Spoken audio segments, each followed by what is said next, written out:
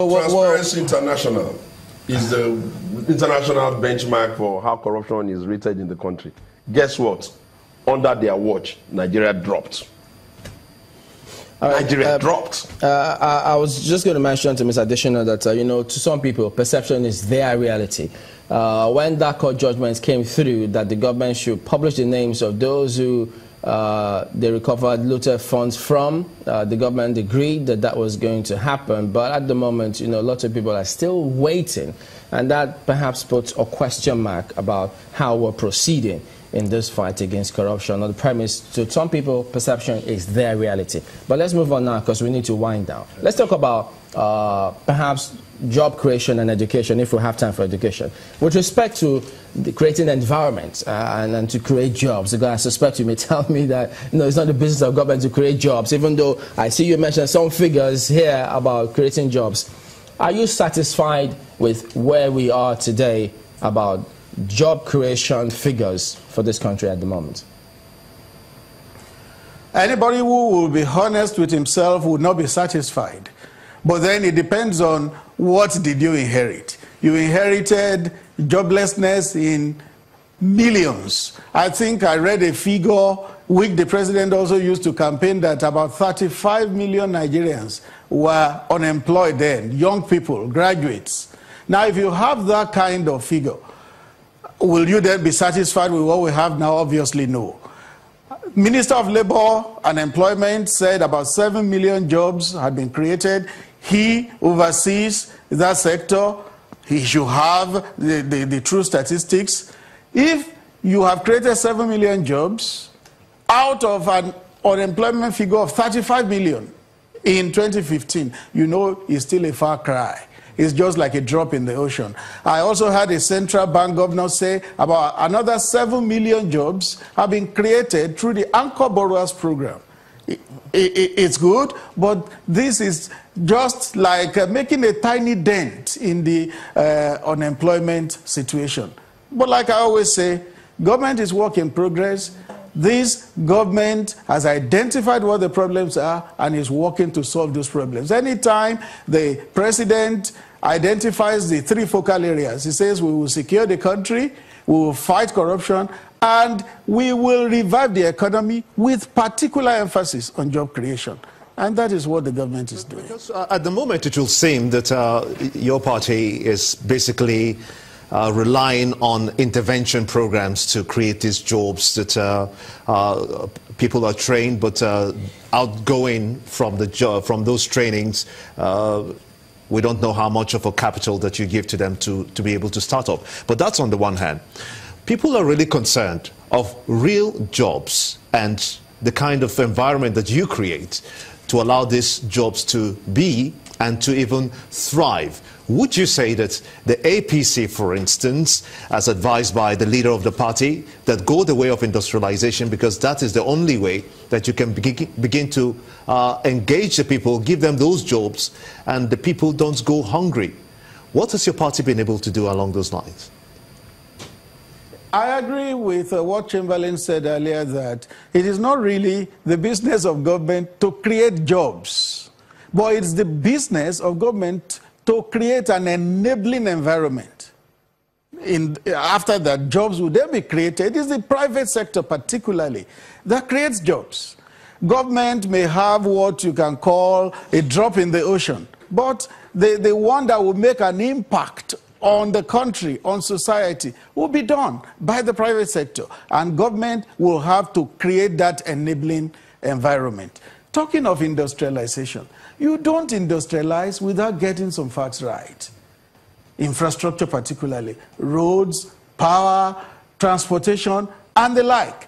But then see what Nigeria earned between 1999 and 2015, particularly in 6 years of an inglorious administration, when oil went to as high as $120 per barrel.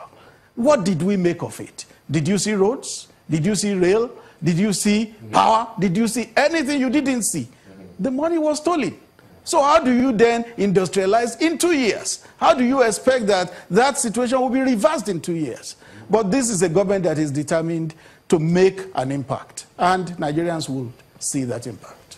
Under our administration, the PDP administration, one of the strategy for industrialization that we try to do and that are running now is to come up with the concept of free trade zones. And in almost every part of the country today, you have a lot of thriving free trade zones. You see, industrialization and running of government is policy and intelligence. It's not enough for you to have the guts in the heart and think you know. In education, we knew that what would be reasonable for the North is for us to make Almajiri education. We built those schools, believing that if they go to school, eventually there will be a change in lifestyle. We created universities. These are the kinds of enablers that government does. What they have been doing with themselves is deceiving themselves that they can play with words and then expecting that Nigerians are going to eat and lap on that. And we have a duty to keep telling Nigerians that that's not how this thing looks. They have to know the realities themselves. How many people have been employed? The last time CBN was going to employ, we found out that it was even shrouded in mystery. They were just employing their cronies. In terms of private sector-led economy, everybody who is a Nigerian knows that under us, there was a thriving and bubbling Nigerian-led private sector in the oil and gas, in media, in telecoms, in music, in Nollywood. All of these things were part of the simulation, including under us.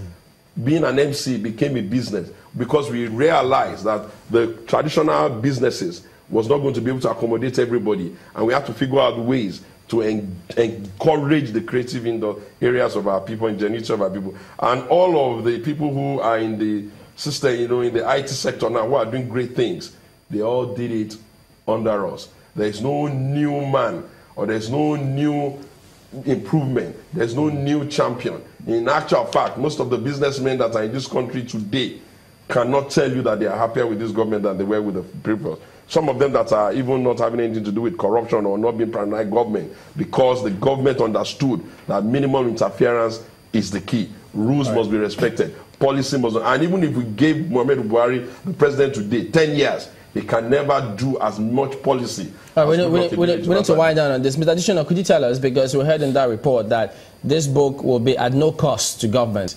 Who's paying for this book? Donations. You know that in any administration, you will always have friends of government, those who believe in government. It is somebody who believes in government, who has undertaken to print that book for free. We did the production, gathered the materials, edited, but he printed free. And at the presentation last week, the Progressive Governors Forum now undertook to do further printing so that the books will be in the hands of as many Nigerians as possible. So the books will be printed and handed out free. They will not be sold. Okay, so quickly before we go, are we going to get a second book when the projects are completed? Not unlikely, because this is a midterm report. Of course, when the administration is either 3 years or about winding down, there will be another one.